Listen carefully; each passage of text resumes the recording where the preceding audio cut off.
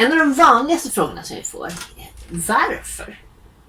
Varför i hela fridens namn lägger vi våra helgkvällar och våra helger på att slita i den här båten och kämpa med för att försöka få ordning på dem? Varför köpte vi inte en båt som var hel och ren från början?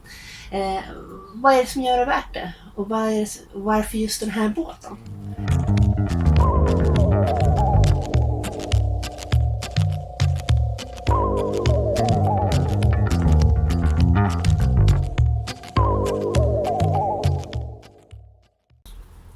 Trots allt trassel som har varit så var ju båten i sjön hela förra sommaren utom några dagar när vi var uppe för att täta propelleraxeln. I övrigt så var vi ute och seglade i väldigt många veckor i sträck.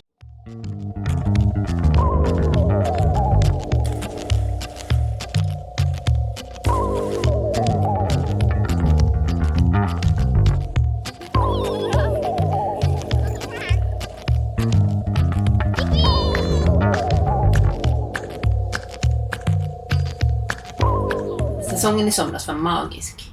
Vi har så många stunder från den som är helt otroliga och helt fantastiska. Det är klart att det finns stunder med det här som inte är så jättekul.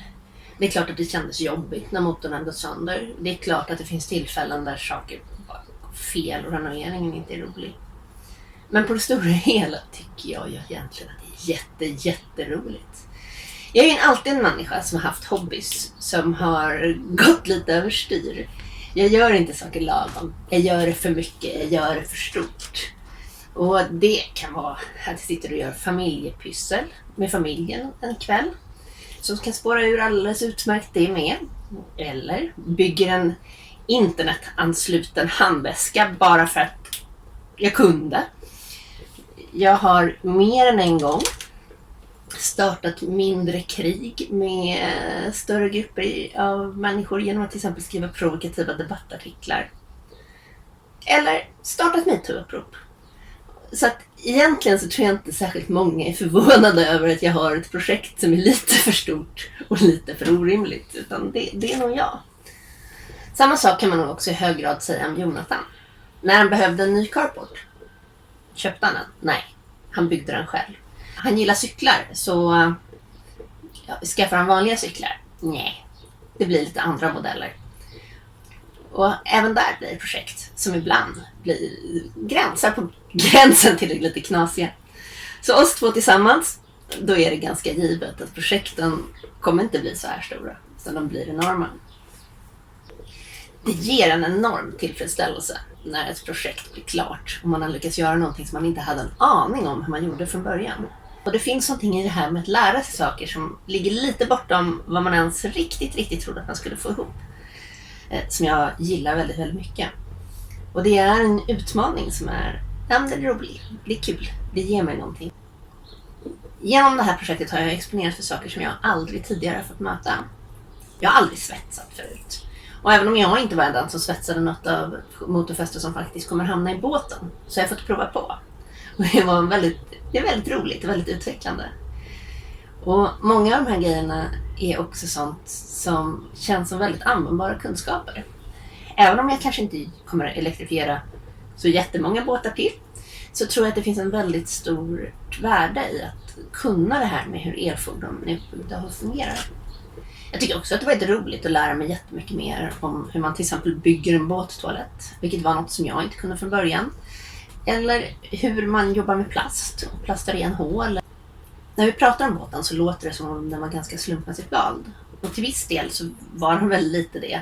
Vi tittade i verkligen bottennivån, de billigaste båtarna. Just därför att vi först av allt bara ville prova att segla lite grann tillsammans för att se om vi skulle tycka det var kul. Men också för att jag tror att just själva renoveringsprojektet lockade en del. Det fanns ju väldigt många olika båtar att titta på, även i det här lägsta segmentet. Och vi tittade på många, vi tittade på ett gäng Maxi 77 och vi tittade på lite blandade andra.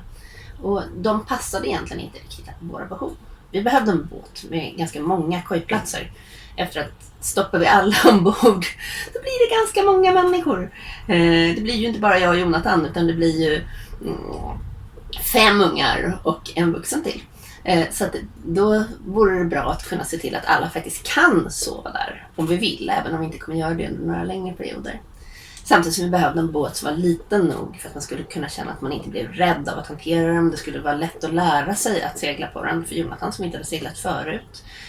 Och samtidigt som jag skulle känna att jag skulle kunna ha någon slags chans att hantera den själv ifall det behövdes. Och där passar den här båten väldigt, väldigt bra. Något vi faktiskt tittade på, det var ju SRS-värdet. Och en Olsson 29 och en Vinge 29 seglar ändå ganska okej för att vara en så pass liten båt från 70-talet. Det gör att det är egentligen en båt som passar oss väldigt, väldigt bra. Vi har testat att segla med väldigt många barn ombord och det går bra. Och vi har testat att segla en hel del på öppet vatten och det går också väldigt bra. Och det är ju också någonting som vi upptäckte, att vi är egentligen inte sorten som kappseglar. Däremot gillar vi att segla långt. Vi gillar att segla orimligt långt på orimligt kort tid. Och där kommer vi nu egentligen till den sista delen av varför jag lockas väldigt mycket av att kunna det här med båtar och att fixa båtar väldigt, väldigt bra. För även om det inte är en dröm som är särskilt möjlig nu, så har jag nog ändå drömmen om att segla jorden runt. Och jag tror att man har väldigt mycket nytta av att verkligen kunna båtar då. Jag tror man har nytta av att kunna plasta, kunna laga väldigt många komplicerade saker, kunna stelsystem, kunna sin motor. Och jag tror också att man har väldigt mycket nytta av att ha gjort det mesta själv någon gång tidigare. Sen är jag inte säker på att det är den här båten som kommer bli den båt som åker jorden runt för mig. Men någon dag, någon gång, så ska jag åtminstone till Karibien. Vad roligt att du följde med ända hit. Som vanligt får du jättegärna likea eller prenumerera så att vi ser att det vi gör är värt något för andra. Nästa avsnitt kommer vi prata om räckviddsångest och hur långt vi tror att vi kommer kunna åka och vilka beräkningar vi har gjort när vi valt den storlek på batteribank vi har. Följ med oss då. Hej då!